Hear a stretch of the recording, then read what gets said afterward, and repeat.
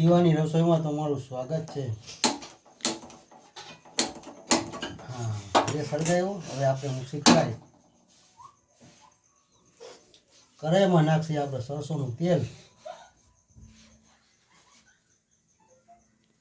તેલને જ્યાં સુધી ગરમ નહીં થાય ને ત્યાં સુધી આપણે ગરમ કરશું।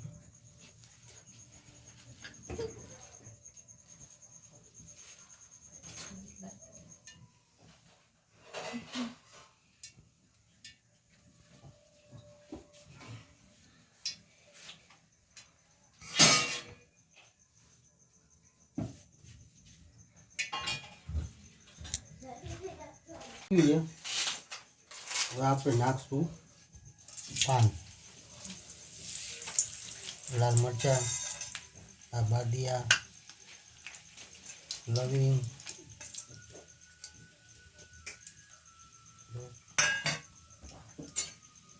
આપણે થોડીક વાર હલાવશું।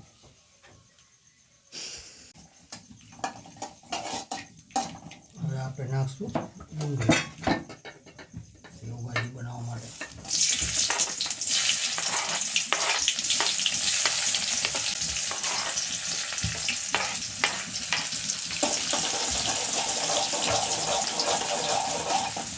થોડી વાર હલાવશું, બરોબર છે। મરચાં એડ કરી દો આપણે સેવભાજી બનાવવા માટે।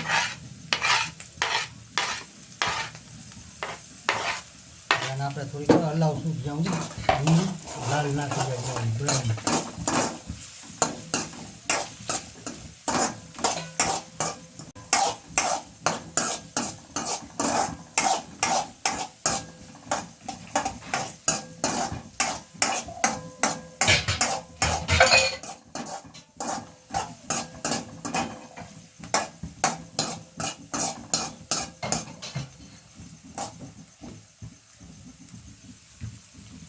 હવે આપણે લસણ એડ કરશું, બરોબર છે।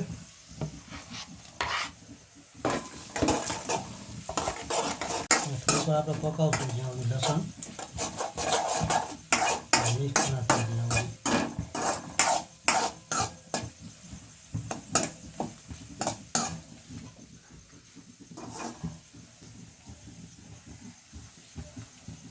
આપણે છે ને 5 થી 7 મિનિટ આને રાખશું। હવે આપણે હળદર, મરચું, ધાણા,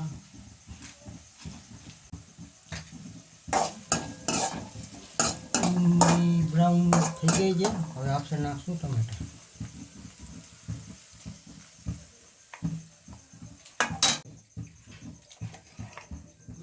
હલાવશું થોડીક વાર।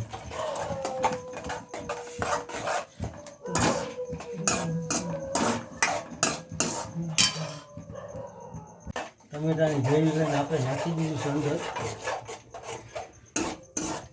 હવે આપણે 5 થી 7 મિનિટ હલાવશું।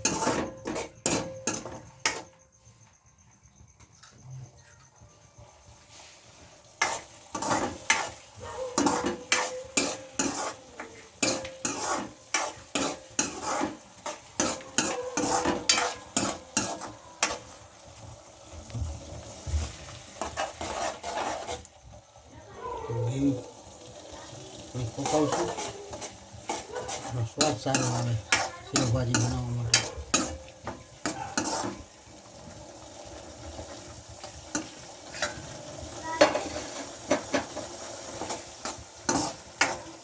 પછી નાખશે આપણે હળદર, હળદર એડ કરી દઈ, બરોબર છે।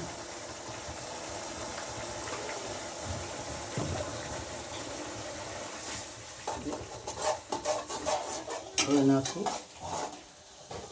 ધાણા ભાત, ધાણા જીરું,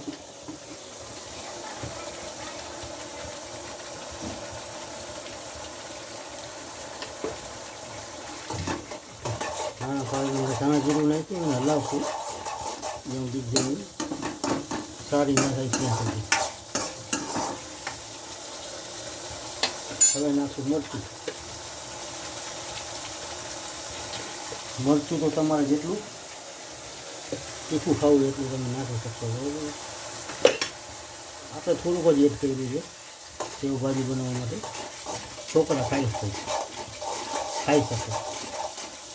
હવે ગ્રેવી થોડી પર પકાવશું.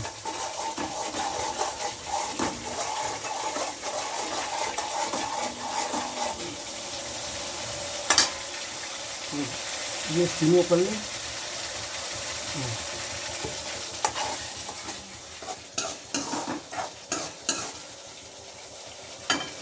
મિત્રો થોડુંક આપણે એક મેગી મસાલો નાખી, એનાથી ટેસ્ટ સારો આવે સેવભાજી બનાવવા માટે. થોડુંક મેગી મસાલો એડ કર્યો છે, એ હલાવી લેશું આપણે. જો જોઈ શકો છો તમે.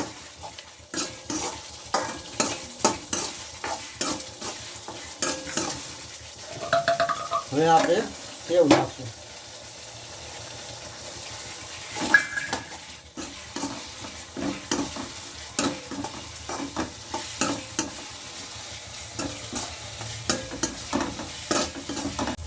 થોડું પાણી નાખશું આપણે.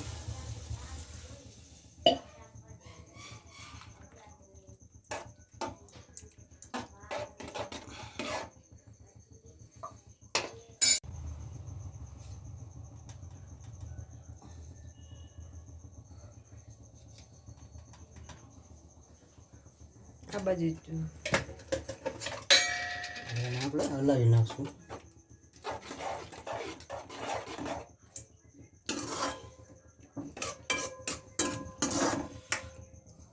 અને થોડીક વાર પકાવશું આપણે. થોડુંક ગેસ વધારશું.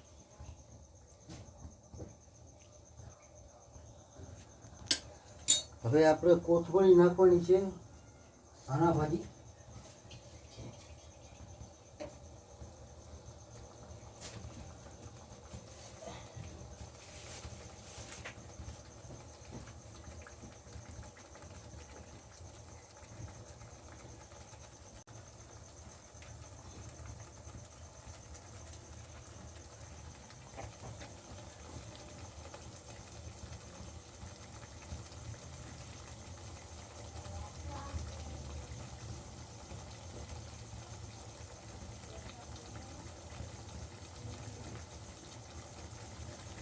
હવે શાકને હલાવી દઈશું.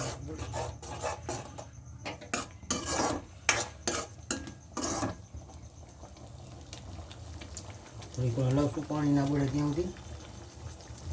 થોડુંક ગ્રેવી આવે શાકમાં.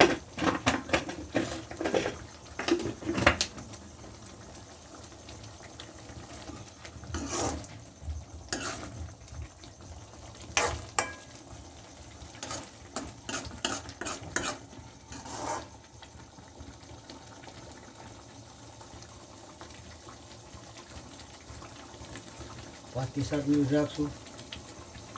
પાણી તેનું બળી જાય અને હોટલ જેવો સ્વાદ આવે.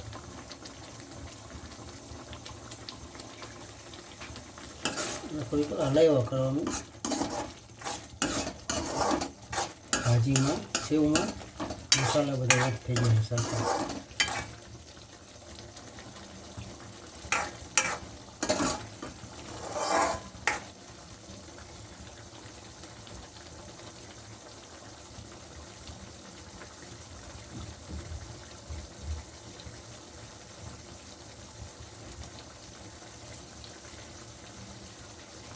મિત્રો પાણીના બુરબુરિયા છે સુધી તમારે જેવી ગ્રેવી ખાવી હોય તો સેવભાજી સારી લાગે ખાવામાં. તો આપણી કમ્પ્લીટ થઈ ગઈ છે સેવભાજી. જોઈ લ્યો મિત્રો.